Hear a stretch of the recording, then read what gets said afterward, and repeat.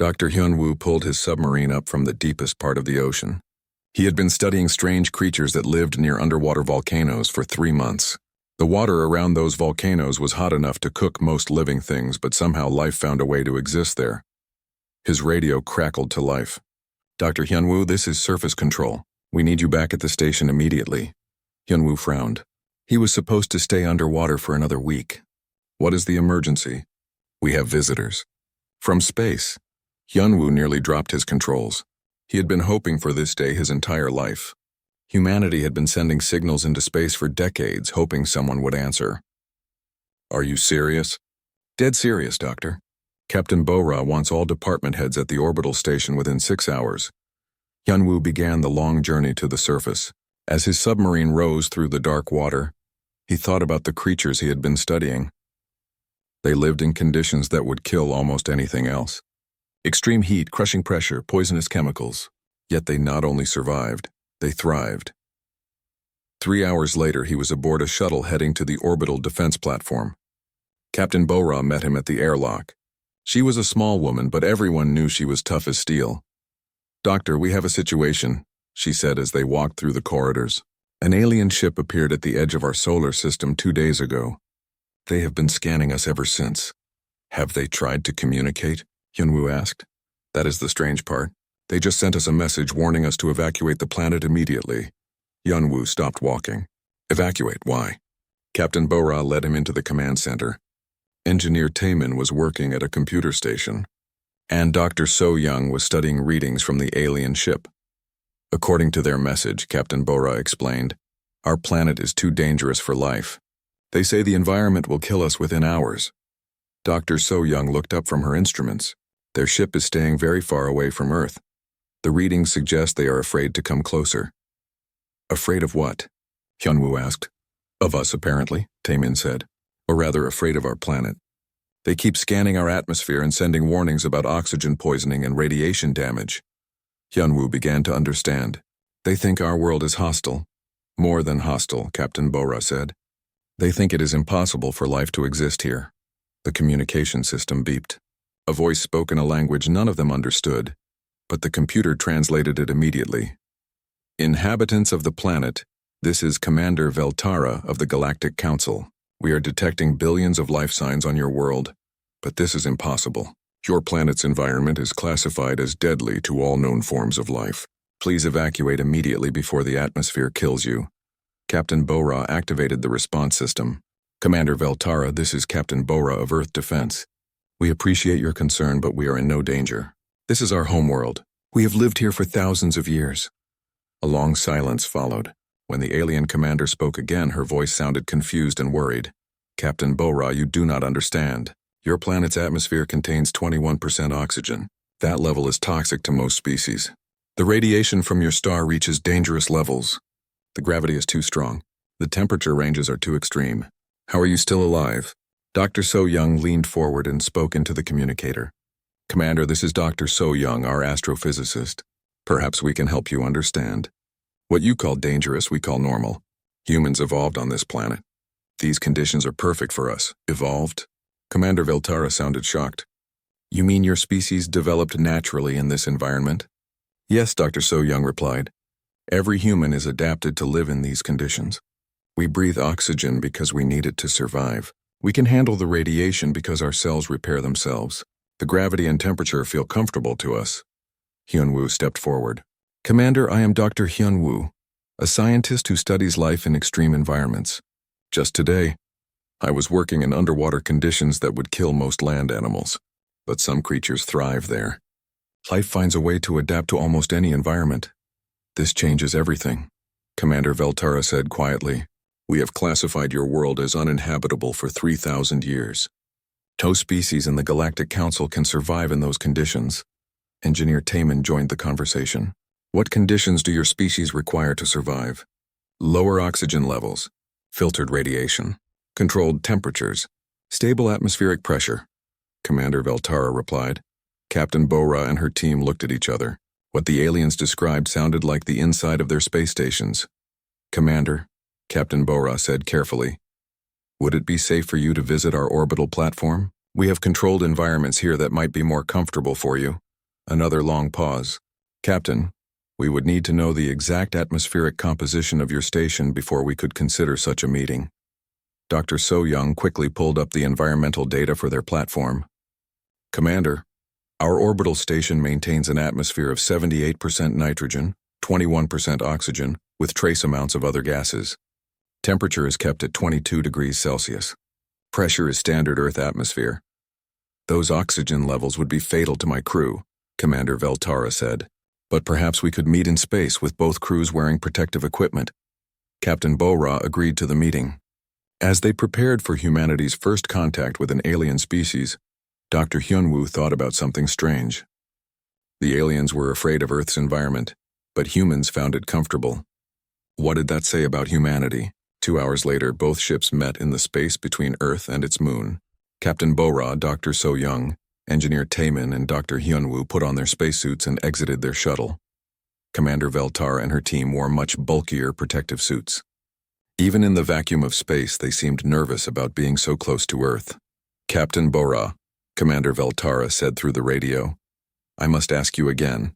Are you certain your people are safe on that planet? Captain Bo-Ra smiled inside her helmet. Commander, yesterday I went swimming in our ocean. Dr. Hyunwoo just returned from the deepest parts of that ocean, where the pressure would crush your ship. Engineer Taemin builds machines that work in our atmosphere. Dr. So-Young studies our sun's radiation every day. We are not just safe on Earth, we love living there. But the conditions, Dr. Noxasim said from the alien group. The toxic gases, the harmful radiation, the extreme weather patterns. What you call toxic, we call air, Dr. Hyunwoo explained. What you call harmful radiation, we call sunshine. What you call extreme weather, we call seasons. Commander Veltara was quiet for a long time. Finally, she spoke. Dr. Hyunwoo, you said you study life in extreme environments. What is the most extreme environment where you have found life on your planet? Hyunwoo thought about his recent dives. I have found living creatures in water hot enough to boil most organic matter. I have found life in places with no light, crushing pressure, and poisonous chemicals. Life on Earth adapts to almost any condition. And humans? Humans live everywhere on our planet, Captain Bo-Ra said. From the frozen poles to the hottest deserts. From high mountains where the air is thin to deep underwater cities. We build homes in places that would challenge most Earth life forms. The aliens were silent. Commander Veltara finally spoke, and her voice carried a tone of wonder and fear. What kind of species are you? Commander Veltara stood before the main viewing screen of the ship Harmony's Edge. Her blue skin showed worry lines that only appeared when she faced something truly dangerous. Behind her, the crew worked quietly at their stations. Everyone knew where they were going. Everyone knew the risks. Distance to Sector 7 Kappa? She asked. 2 days at current speed, Commander, replied Navigator Quintel. The young officer's voice shook slightly. He had read all the reports about this place. Every member of the Galactic Council knew the stories. Sector 7 Kappa was death itself. The planet hung in space like a beautiful trap.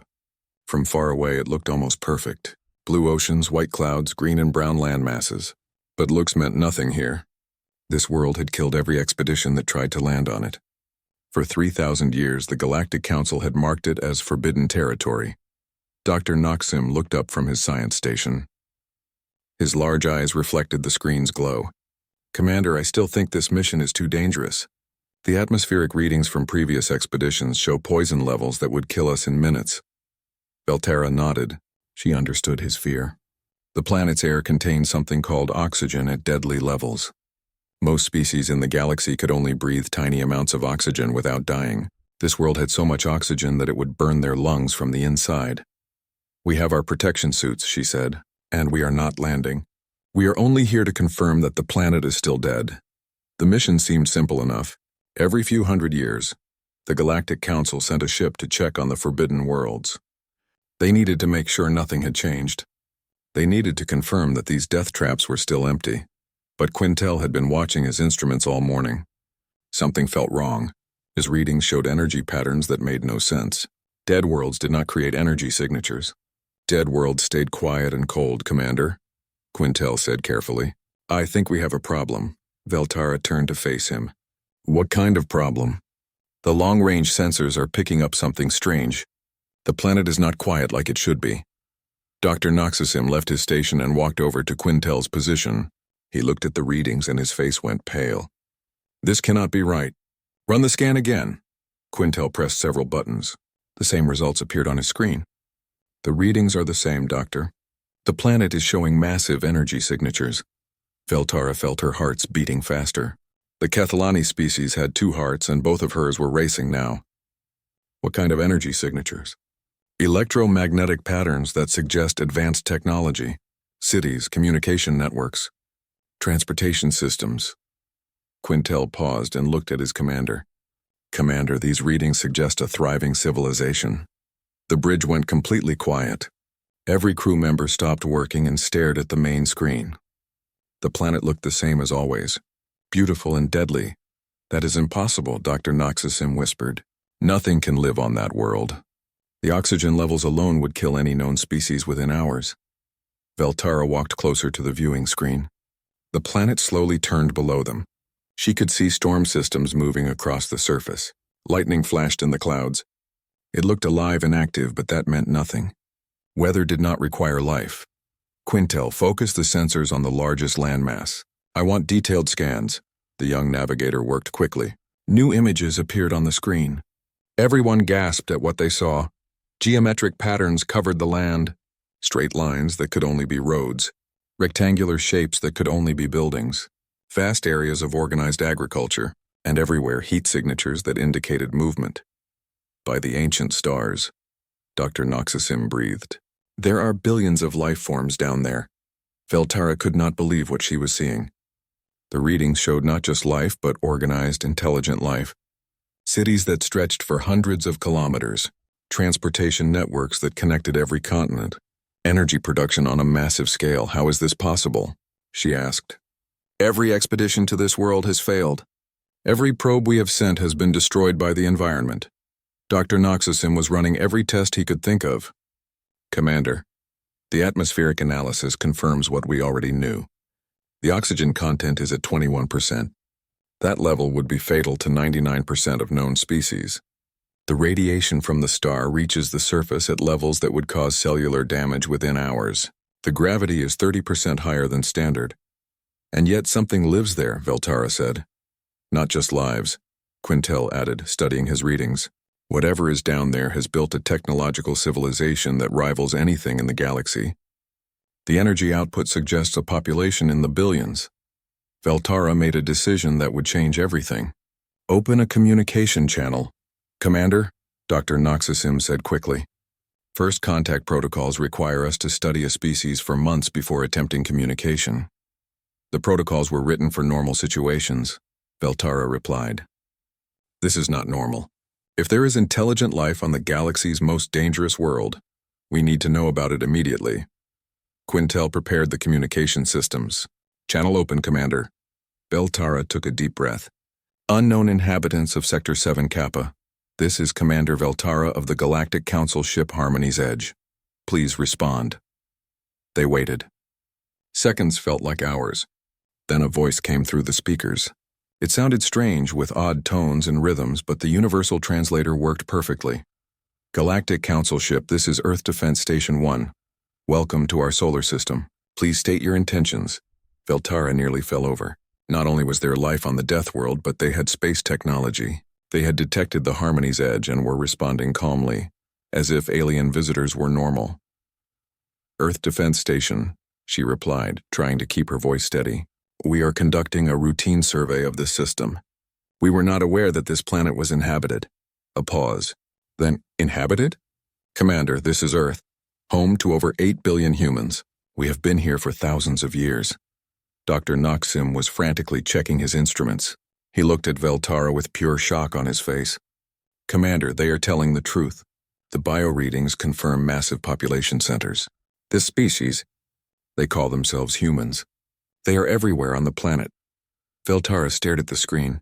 The beautiful, deadly world turned slowly below them. 8 billion intelligent beings live down there in an environment that should have killed them all long ago. How? She whispered. Commander Veltara stood in the protection chamber of her ship, checking her environmental suit for the 5th time. She had never been more nervous in her life. In 1 hour, she would step onto the surface of the galaxy's most dangerous planet. "Commander, I still think this is a mistake," Dr. Noxasim said through the communication system. "Even with our strongest protection suits, we can only survive on that planet for 6 hours." Veltara looked at her reflection in the suit's metal surface. The protection gear covered her entire body in thick, sealed material. Life support systems hummed quietly on her back. She would be breathing filtered air from tanks, not the deadly atmosphere outside. "We need to see for ourselves," she replied. "The Galactic Council will never believe our reports without proof." The human Captain Bo-Ra had invited them to visit a place called a farm. She said it would help them understand how humans lived. Veltara still could not believe that humans lived on the surface without any protection at all. The shuttle landed in a green field under the blazing sun. Veltara and her team stepped outside, their instruments immediately screaming warnings about the dangerous environment. The radiation levels were high enough to damage their equipment. The oxygen content made their breathing systems work overtime to filter out the poison. A human was waiting for them. He wore simple clothes and had no protection gear at all. He was standing in the direct sunlight, breathing the toxic air as if nothing was wrong. "Welcome to Earth," the human said, smiling. "I am Wu Jin. I grow food here." Veltara stared at him through her helmet's protective glass. "You are not wearing any protection equipment." Wu Jin looked confused. "Protection from what?" "The radiation. The oxygen. The dangerous atmosphere," Wu Jin laughed. It was a pleasant sound, but it made Veltara feel even more confused. "This is just a normal day for me. The sun feels good on my skin. The air smells like flowers." Dr. Noxasim was scanning Wu Jin with his instruments. "Commander, his body is processing the oxygen without any problems. His skin is absorbing radiation that would burn us, but he shows no signs of damage." Wu Jin gestured toward the green fields around them. "Would you like to see my crops?" As they walked, Veltara saw plants growing everywhere. Tall stalks of grain swayed in the wind. Fruit trees hung heavy with colorful food. Vegetables grew in neat rows across the landscape. "How do these plants survive?" she asked. "They love the sunshine and the rain," Wu Jin explained. "The soil here is rich with nutrients. The atmosphere gives them everything they need to grow." Veltara's instruments showed that the soil contained chemical compounds that would be toxic to most galactic plant species. Yet human crops were thriving in this poisonous dirt. They reached a small house where another human was waiting. This one was a woman with paint on her hands. "This is Mi Young," Wu Jin said. "She makes art." Mi Young smiled and showed them a sculpture she had been working on. It was beautiful, made from stones she had found on the planet's surface. "I gather these materials from all over Earth," Mi Young explained. "Some come from mountains where the air is very thin. Others come from deserts where the temperature reaches 50 degrees. I even have stones from the bottom of the ocean." Dr. Noxasim was frantically taking readings. "Commander, she is describing environments that would be instantly fatal to most species. Yet she travels to these places regularly. It is not dangerous if you know what you are doing," Mi Young said. "Humans have been exploring every part of Earth for thousands of years." A vehicle approached across the field. It moved without making much noise and seemed to float just above the ground. A human stepped out and walked toward them. "This is Dr. Jeho," Wu Jin said. "He studies human health." Dr. Jeho looked at the aliens with interest. "I heard we had visitors from space. Are you comfortable in those protection suits?" "We would die without them," Veltara said honestly. Dr. Jeho nodded. "I thought so. Your species must have evolved in very different conditions than humans." "Dr. Jeho," Dr. Noxasim said, "can you explain how humans survive in this environment? Our medical knowledge says it should be impossible." "Human bodies are very good at repairing damage," Dr. Jeho explained. "Our cells fix themselves when radiation harms them. Our blood carries oxygen safely through our bodies without poisoning us. Our skin protects us from temperature changes and chemical exposure." "But surely you must have limits," Veltara said. Dr. Jeho thought for a moment. "Of course we have limits, but they are much higher than most people think. I have treated humans who survived in freezing mountains for days. I have seen people work in heat that would cook most materials. Human bodies are very tough." Another vehicle arrived and a woman stepped out carrying strange tools. "This is Engineer Hei-Wan," Dr. Jeho said. "She builds machines that work in Earth's environment." Hei-Wan showed them a device that looked simple but was clearly advanced technology. "This processes our atmosphere to create clean water," she explained. It uses the same toxic gases that your equipment warns you about. Your technology works with the environment instead of fighting it, Dr. Noxasim observed. Fighting the environment is a waste of energy, Haywan said. We learned long ago to work with Earth's natural systems. The wind powers our cities. The sun provides energy. Even the storms help us generate electricity. Veltara watched a group of young humans playing in the distance. They were running around in the direct sunlight, laughing and enjoying themselves. The radiation that would kill her crew within hours was just background warmth to these children. Dr. Jeho, she said, what is the most dangerous situation a human can survive? Dr. Jeho looked thoughtful. I once treated a mountain climber who spent 3 days on the highest peak on Earth. The air there has very little oxygen, even for humans. The cold would freeze most materials solid. The wind would blow away most structures. And he survived? She survived, Dr. Jeho corrected. And when I asked her why she climbed the mountain, she said it was beautiful up there. The alien team was quiet. They had seen enough to understand that their entire view of life and survival was wrong. Commander, Dr. Noxasim said privately through their suit radios, we need to leave soon. Our protection systems are running low. Veltara nodded and turned to Wu Jin. We must return to our ship now. Our equipment cannot keep us safe much longer. Wu Jin looked concerned. I hope you enjoyed your visit. You are welcome to come back any time. Wu Jin, Veltara said, are you not afraid of your world? Does it not seem dangerous to you? Wu Jin looked around at the green fields, the blue sky, and the warm sunshine. This is the most beautiful place in the universe, he said. I cannot imagine living anywhere else. As their shuttle lifted off from the farm, Veltara stared down at the humans standing in the deadly environment without protection.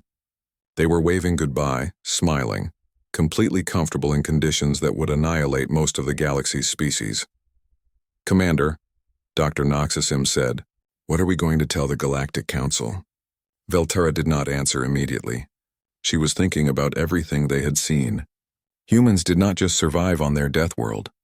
They loved it. They had built a thriving civilization there. They had turned the galaxy's most hostile environment into their home.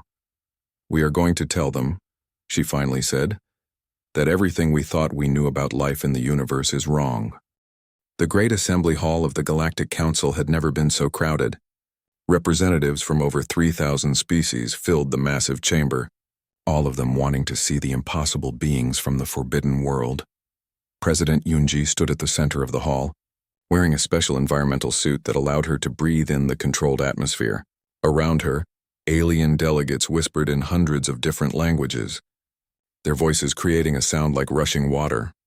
Honored members of the Galactic Council, President Yunji began. Her words translated instantly into every known language. I am President Yunji of Earth, representing the human species. We are grateful for this opportunity to join the galactic community. A delegate from the crystalline Silthera species spoke first. President Yunji, our records show that your world has been classified as a death planet for 3 millennia. How is your species still alive? Honored delegate, President Yunji replied, Earth is not a death planet to humans. It is our home. We evolved there over millions of years. What you consider deadly, we consider necessary for life. Council leader Morvek, an ancient being whose species had helped found the Galactic Council, leaned forward in his floating chair. President, our scientists have reviewed the environmental data from your world. The conditions there would kill 99% of known species within hours. That may be true, President Yunji said calmly, but humans are not like other species. We require high oxygen levels to survive. We need solar radiation to produce essential vitamins. We actually become healthier when we face environmental challenges. Dr. So Young, who was attending the session as Earth's chief scientist, stepped forward. Honored Council, may I share some recent discoveries that might help explain this situation? Council leader Morvek nodded. Dr. So Young activated a holographic display that showed images of various galactic worlds. Over the past year, we have been studying your classification system for habitable planets. We have found something interesting. The display showed hundreds of worlds marked as uninhabitable. These planets were all classified as too dangerous for life. But when we analyze their conditions, we find that many of them could potentially support life forms that are adapted to extreme environments. A gasp went through the assembly. These worlds had been avoided for thousands of years. Dr. So Young, said a delegate from the aquatic Nephtar species. Are you suggesting that we have been wrong about these worlds? Not wrong, Dr. So Young replied diplomatically, but perhaps limited in our perspective. Life finds ways to exist in conditions that seem impossible. On Earth, we have discovered life forms that thrive in boiling water, freezing ice, crushing depths, and toxic chemicals. Explorer Minho joined the presentation. Honored delegates in the past 6 months, human exploration teams have visited 12 worlds that were classified as uninhabitable. We found that 3 of them could potentially support colonies with the right preparation. The hall erupted in excited chatter. The idea that thousands of forbidden worlds might actually be usable was revolutionary, but not everyone was pleased with this news. A delegate from the militaristic Fourth Empire stood up. These humans claim to be peaceful, but they come from a world that would kill our soldiers instantly. How do we know they are not a threat to galactic security? President Yunji remained calm. Honored delegate, humans have no desire to threaten anyone. We seek cooperation and mutual benefit. Our resistance to environmental hazards does not make us aggressive toward other species. Captain Xinwu, who commanded the first mixed-species exploration vessel, stepped forward. If I may, honored delegates, I have worked closely with non-human crew members for the past 8 months. We have learned to work together despite our different environmental needs. Captain, Council Leader Morvek said, please describe your experiences. Our ship has multiple environmental zones, Captain Xinwu explained. Humans can work in high radiation areas that would be dangerous to other species. In return, other species can work in low oxygen environments that would be challenging for humans. Together, we can explore places that no single species could handle alone. Dr. Yan Su, Earth's leading expert on terraforming, addressed the assembly next. Honored Council, we believe that cooperation between species could open up vast new territories for galactic civilization. Instead of making hostile worlds safe for existing species, we could help existing species safely access hostile worlds. The Galactic Council debated for hours. Some delegates worried about the implications of humans' extreme adaptability. Others were excited about the possibilities for expansion and exploration. Finally, an emergency alert interrupted the session. A massive asteroid was heading toward Kepler Prime, one of the Council's most important worlds. The impact would throw debris into the atmosphere, creating conditions that would be lethal to the planet's inhabitants for months. The evacuation ships cannot carry the entire population, announced the emergency coordinator. We estimate that 40% of the population will be stranded on the surface during the environmental crisis. Council Leader Morvek looked grim.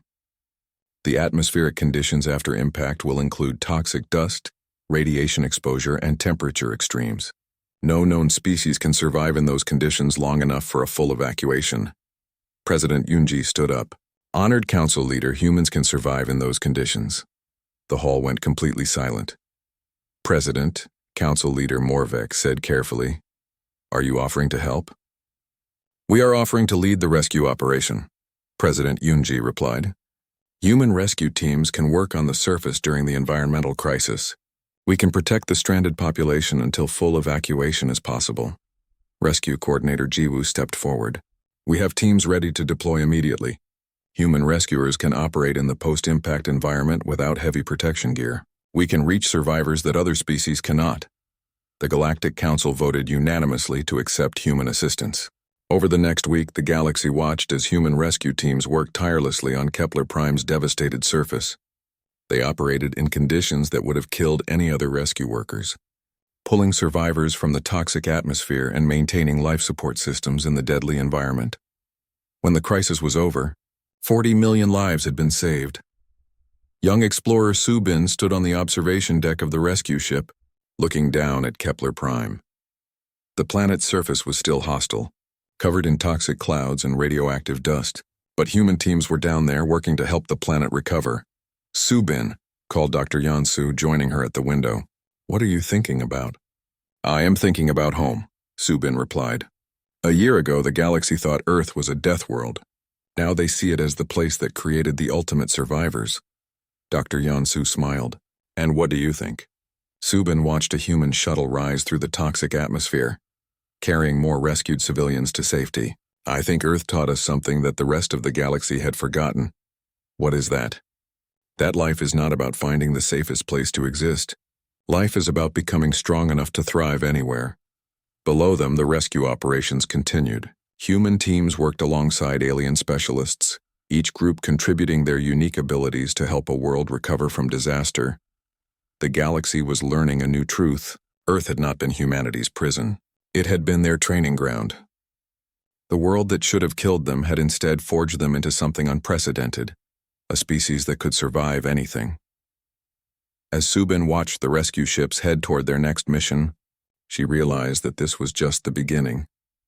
The galaxy contained millions of worlds that had been written off as uninhabitable, but with human help, those worlds might become new homes for countless species.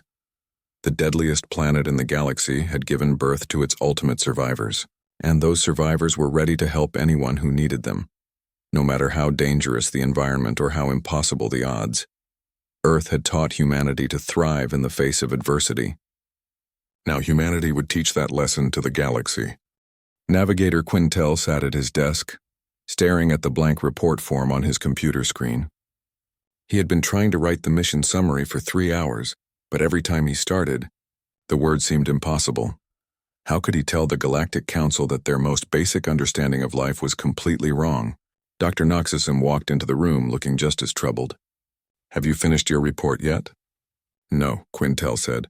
"Every time I write that we found 8 billion humans living on Sector 7 Kappa, it sounds like science fiction." "But it is true." Dr. Noxism sat down heavily. "I have checked my instruments 100 times. The readings are correct. There is a thriving civilization on the galaxy's most dangerous planet." Commander Veltara entered the room carrying her own data files. She looked tired but determined. "Gentlemen, we need to discuss what we are going to tell the Council." "The truth," Quintel said. "But who will believe us?" Veltara activated the room's main screen and displayed their scan results. "The evidence is clear.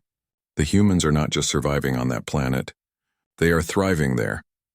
"Commander," Dr. Noxism said carefully, "I have been thinking about the implications of this discovery. If humans can live on Sector 7 Kappa, then our entire classification system for habitable planets is wrong." Veltara nodded. "That is exactly what worries me.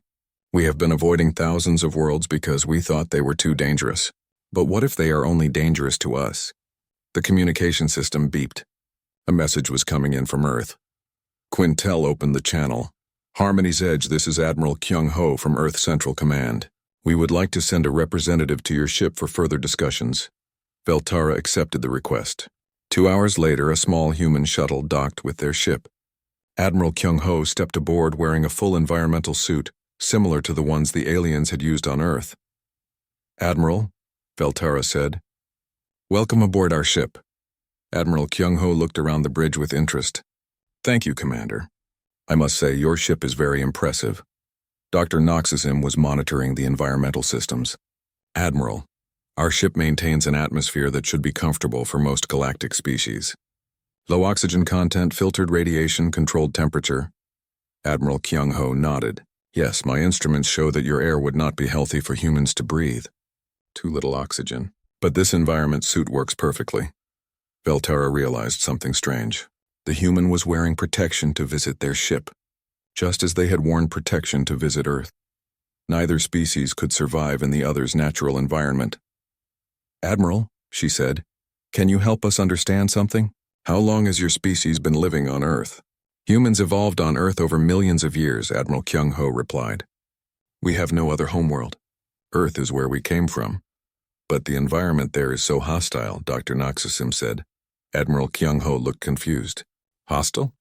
Earth is perfect for human life. The oxygen levels are exactly what we need. The solar radiation helps our bodies produce essential vitamins. The gravity keeps us strong and healthy." Meanwhile, on Earth, Dr. Young-mi was studying the alien's ship from a distance. She was humanity's leading expert on xenobiology, and she was fascinated by what the alien visit revealed. "Ambassador Do-hyun," she said to the human diplomat preparing for humanity's first contact with the Galactic Council, "I think we need to prepare for some surprises." "What do you mean?" Do-hyun asked. "The aliens cannot survive in our environment at all. They need special protection just to breathe our air. This suggests that most species in the galaxy evolved in very different conditions than humans." Do-hyun was studying the reports from the orbital station. So what you are saying is that Earth is not a normal planet by galactic standards. Exactly. What seems normal to us is apparently extreme to everyone else. Back on the Harmony's edge, Admiral Kyung-ho was explaining human technology to the alien crew. Our cities are built to work with Earth's natural systems, he said. We use the wind for power. We collect rainwater for drinking. We grow food in the natural soil. You do not need to create artificial environments? Quintel asked. Some humans live in artificial environments, Admiral Kyung-ho explained. We have underwater cities and space stations. But most humans prefer to live on the surface in direct contact with the natural world. Dr. Naksim was taking notes frantically. Admiral, what would happen if humans tried to live on a planet like our home worlds? Lower oxygen, less radiation, controlled weather? Admiral Kyung-ho thought for a moment.